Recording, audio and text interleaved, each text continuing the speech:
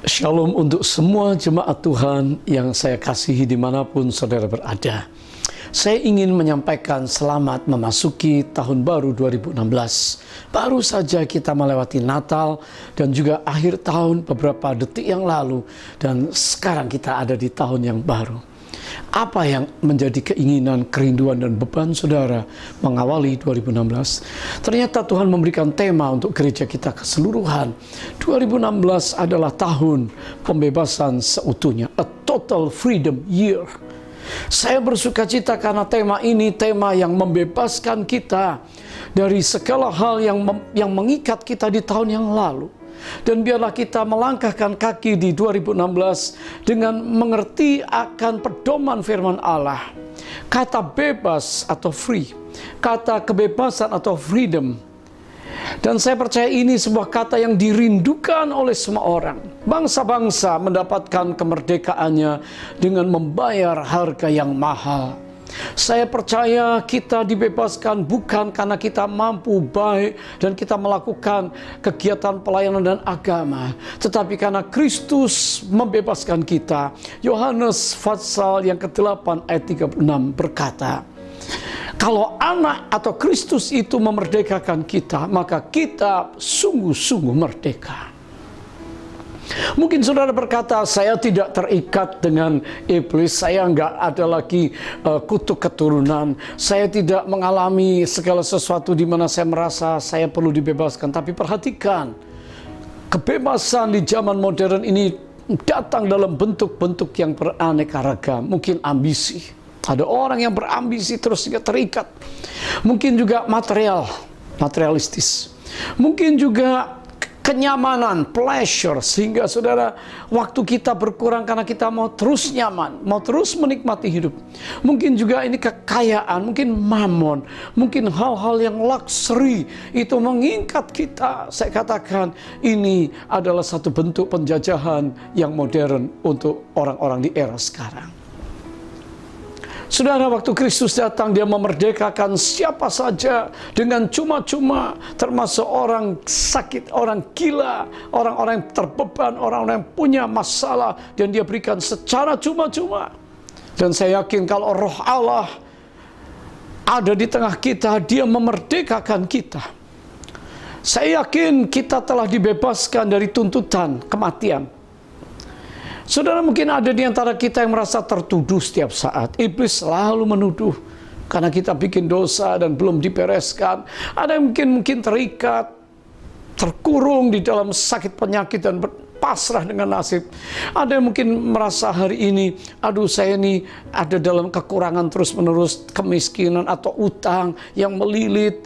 Sudah masuk tahun baru tetapi masih dibayang-bayangi oleh ketakutan, kekhawatiran, segala hal yang terus datang di dalam hidup kita. Saya katakan hari ini, terimalah pembebasan yang datangnya dari Kristus Yesus sendiri.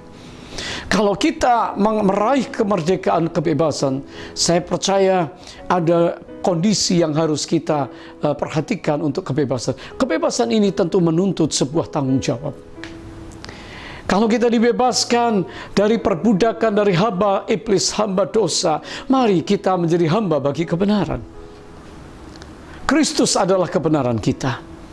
Kalau hari ini kita telah dibebaskan, maka kita dituntut selain bertanggung jawab atas kebebasan kita, kita juga dituntut ada di dalam sebuah komunitas. Kita nggak mungkin hidup sendiri. Kita berurusan dengan masyarakat, dengan peraturan, kita berurusan dengan tatanan dalam keluarga, dengan orang lain, sehingga marilah kita masuk dalam komunitas yang saling membangun. Kita dibebaskan dan kita juga dituntut untuk tidak mengorbankan hati nurani yang baik. Roh Kudus berbicara, firman-Nya akan memimpin, menegur, mengarahkan kita. Mari jangan abaikan.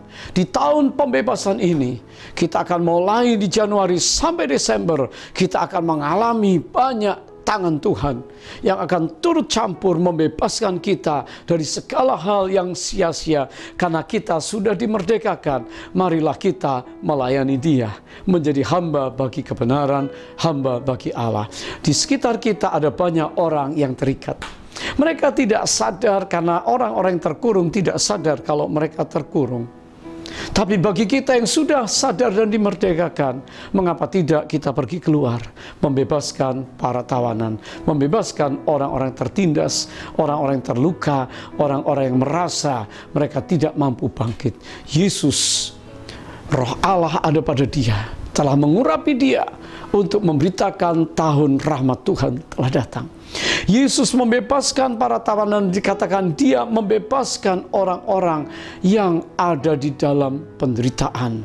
Saudara, saya yakin Yesus mengutus kita di awal tahun ini. Tua, muda, besar, kecil, katakan kepada dia, aku telah dimerdekakan, aku telah mengalami kebebasan, dan sekarang identitas yang baru, aku mau layani Kristus. Biarlah banyak orang diselamatkan, dimenangkan, didoakan, dilepaskan melalui pelayanan semua saudara. Saya ingin mengajak kita berdoa di awal tahun ini. Ikuti saya, boleh buka kedua tangan kita.